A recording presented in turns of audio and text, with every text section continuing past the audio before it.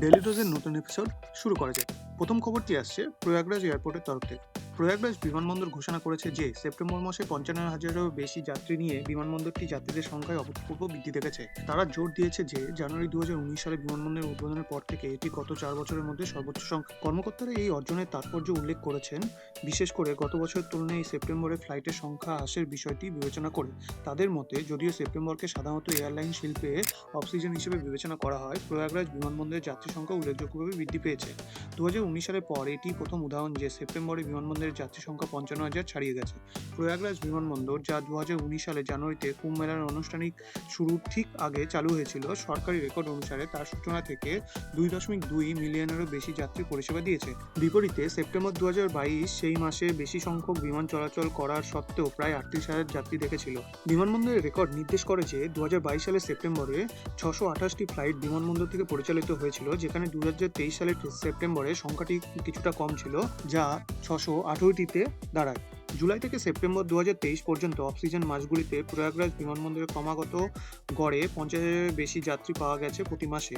এই ৩ মাসে সম্মিলিত প্রায় ১.৬ লক্ষ যাত্রী ট্রাফিক নিবন্ধিত হয়েছে, যা ২০২২ সালে একই সময়ে রেকর্ড করা ১.২ লক্ষ যাত্রীর তুলনায় উল্লেখযোগ্যভাবে বেশি। পরবর্তী খবরটি আসছে আসাম থেকে। টাটা পাওয়ার ভারতে বৈদ্যুতিক গাড়ি ইকোসিস্টেম উন্নত করতে আসাম সরকারের সাথে একটি অংশীদারিত্ব ঘোষণা করেছে। টাটা পাওয়ার একটি পাইলট প্রকল্প হিসেবে শহরের মধ্যে ১০টি স্থানে ১০টি উন্নত ইভি চার্জিং স্টেশনের একটি নেটওয়ার্ক স্থাপন করবে। ইভি চার্জিং সলিউশন একটি টাটা পাওয়ার গ্রুপ কোম্পানি এবং আসাম সরকারের মধ্যে সহযোগিতা একটি সমঝোতা স্মারকের মাধ্যমে আনুষ্ঠানিকভাবে রূপান্তরিত হয়েছে, যার লক্ষ্য হল গুয়াহাটিতে ইভি চার্জিং পরিকাঠামো চালু করা। ইভেন্ট চলাকালীন শুক্লা বৈদ্যজি মন্তব্য করেছেন যে ইলেকট্রিক চার্জিং সেক্টরের একটি শীর্ষস্থানীয় কোম্পানি টাটা পাওয়ারের সাথে আমাদের সহযোগিতায় আমরা আসামের জনগণের জন্য স্থায়িত্বের অগ্রগতি এবং জীবনযাত্রার মান উন্নত করার জন্য আমাদের ভাগ করা দৃষ্টিভঙ্গি বাস্তবায়িত করছি। এই উদ্যোগটি কেবল পরিষ্কার এবং আরও টেকসই পরিবহন নিশ্চিত করবে, শুধু তাই নয়, বরং আমাদের নাগরিক জীবনে উল্লেখযোগ্য উন্নতি করবে। পরবর্তী খবরটি আসছে বাংলাদেশ থেকে। বাংলাদেশ সরকারের বৈশ্বিক জ্বালানি বাজারে অস্থিরতার মধ্যে একটি স্থিতিশীল জ্বালানি সরবরাহ নিশ্চিত করার জন্য একটি আকস্মিক পরিকল্পনার অংশ হিসেবে আন্তঃসীমান্ত পাইপলাইনের মাধ্যমে ভারত থেকে পুনরায় গ্যাসীকৃত তরলীকৃত প্রাকৃতিক গ্যাস বা গ্যাসীকৃত এলএনজি আমদানির পরিকল্পনা ঘোষণা করছে। বিদ্যুৎ, জ্বালানি ও খনিজ সম্পদ প্রতিমন্ত্রী নাসরুল হামিদ প্রকাশ করেছে যে একটি প্রাথমিক বিডের মধ্যে ২০২৫ সালের মধ্যে ভারতের এইচ এনার্জি থেকে প্রতিদিন প্রায় ৩০০ মিলিয়ন ঘনফুট গ্যাস আমদানি করা জড়িত রয়েছে। তিনি উল্লেখ করেন, রাষ্ট্রায়ত্ত পেট্রোবাংলাও বেসরকারি কোম্পানি দীপন গ্যাসের কাছ থেকে অতিরিক্ত ২০০ এমএমসিএফডি গ্যাস পাবে। দীপন গ্যাস ভারত থেকে প্রায় ৫০০ এমএমসিএফডি এলএনজি আমদানি করার পরিকল্পনা করেছে, যার বাকি ৩০০ এমএমসিএফডি গ্যাস বেসরকারি গ্রাহকদের কাছে বিক্রি করা হবে। এটি শক্তি পরিবহনের জন্য ভারত ও বাংলাদেশের মধ্যে দ্বিতীয় ক্রস কান্ট্রি পাইপলাইন স্থাপনের চিহ্ন। ১৮ই মার্চ উদ্বোধনের পর থেকে প্রথম পাইপলাইনটি ভারত থেকে ডিজেল পরিবহন করছে। এইচ এনার্জি ভারতীয় হীরানন্দানী গ্রুপের একটি সহযোগী কোম্পানি পশ্চিমবঙ্গের দীঘা থেকে বাংলাদেশের খুলনা পর্যন্ত ২৭৫ কিলোমিটার আন্তঃসীমান্ত পাইপলাইনের মাধ্যমে আরএলএনজি সরবরাহ করার পরিকল্পনা করছে। পেট্রোবাংলার রাষ্ট্রীয় মালিকাধীন north west power generation company limited ৮০০ megawatt Rupsha combined cycle power প্ল্যান্টের ২২ বছরের জন্য বার্ষিক প্রায় ১ মিলিয়ন টন সমতুল্য আরএলএনজি আমদানি করতে কয়েক বছর আগে এইচ এনার্জির সাথে একটি সমঝোতা স্মারক স্বাক্ষর করেছিল, যেখানে ভারতীয় কোম্পানির কাছে আরএলএনজি সরবরাহ প্রায় ২ এমটিপিএ বাড়ানোর বিকল্প রয়েছে। পরবর্তী খবরটি আসছে আদানি পোর্টসের তরফ থেকে। আদানি পোর্টস অ্যান্ড এসিজেড এর প্রধান নির্বাহী কর্মকর্তা কারণ আদানি ঘোষণা করেছেন যে আদানি গ্রুপ ২০৩০ সালের মধ্যে বন্দরে তার কার্গো ক্ষমতা ৪ গুণ বাড়িয়ে ১ বিলিয়ন টনে প্রসারিত করতে ২০,০০০ কোটি টাকা পর্যন্ত একটি উল্লেখযোগ্য বিনিয়োগের পরিকল্পনা করছে, যা এটিকে এই ক্ষেত্রে বিশ্বের বৃহত্তম কোম্পানির স্থান দেবে। তিনি একটি আলোচনায় বলেন যে গোষ্ঠীটি বিশ্বব্যাপী অধিগ্রহণ বিবেচনা করতে পারে যদি তার অর্থনৈতিক ও রাজনৈতিক স্থিতিশীলতার সাথে একটি দেশের উপযুক্ত স্থানীয় অংশীদার খুঁজে পায়।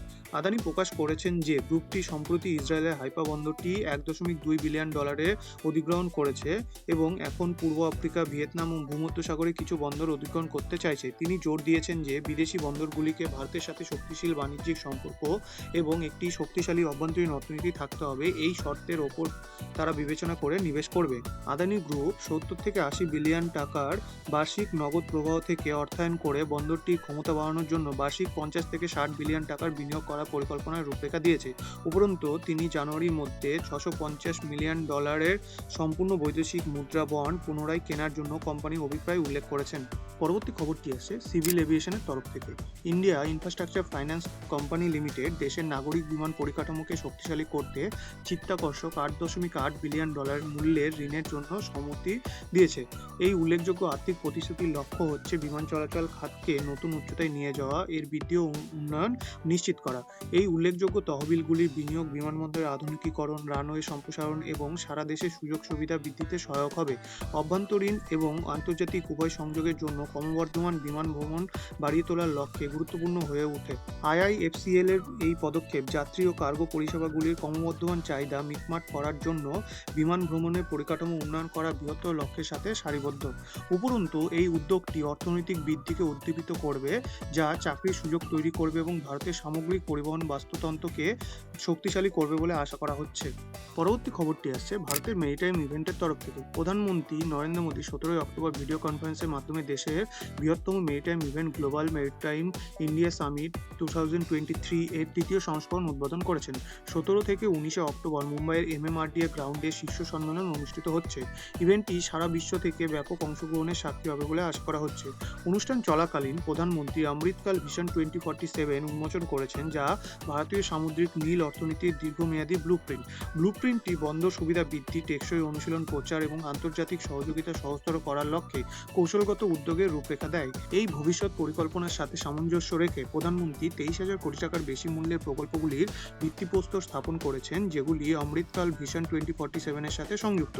প্রধানমন্ত্রী গুজরাটের দীনদয়াল বন্দর কর্তৃপক্ষের 4,500 কোটি টাকারও বেশি ব্যয়ে নির্মিত সর্ব আবহাওয়া গভীর খাসা টার্মিনাল টুনা টেকটার ভিত্তিপ্রস্তর স্থাপন করেছেন। এই অত্যাধুনিক গ্রিনফিল্ড টার্মিনালটি পাবলিক প্রাইভেট পার্টনারশিপ মোডে তৈরি করা হবে, যা একটি আন্তর্জাতিক বাণিজ্য কেন্দ্র হিসাবে আবির্ভূত হতে পারে। এটি 18,020 ফুট সমতুল্য ইউনিটের বেশি পরবর্তী প্রজন্মের জাহাজগুলিকে পরিচালনা করবে এবং ভারত, মধ্যপ্রাচ্য, ইউরোপ অর্থনৈতিক করিডোরের মাধ্যমে ভারতীয় বাণিজ্যের প্রবেশদ্বার হিসেবে কাজ করবে।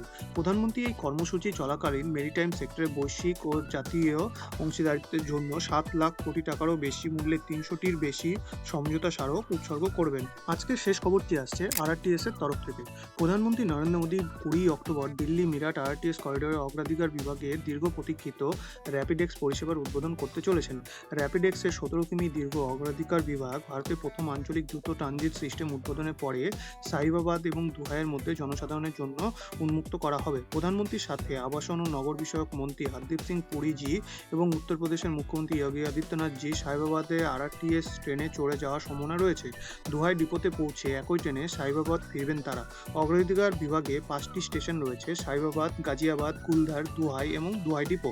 RRTS প্রকল্পটি ন্যাশনাল ক্যাপিটাল রিজিয়ন ট্রান্সপোর্ট কর্পোরেশনের দ্বারা সম্পাদিত হচ্ছে।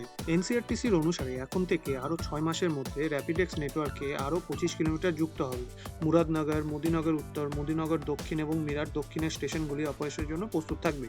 দিল্লি মিরাট RRTS করিডোর 2025 সালে শেষ হলে মাত্র 1 ঘন্টার মধ্যে 82 কিলোমিটার কভার করবে। আজকের ভিডিওটি এই পর্যন্তই। আরও আকর্ষণীয় পরিকাঠামোগত খবরের জন্য লাইক, শেয়ার এবং সাবস্ক্রাইব বোতামটিতে টিপতে ভুলবেন না। শুভমস্তু।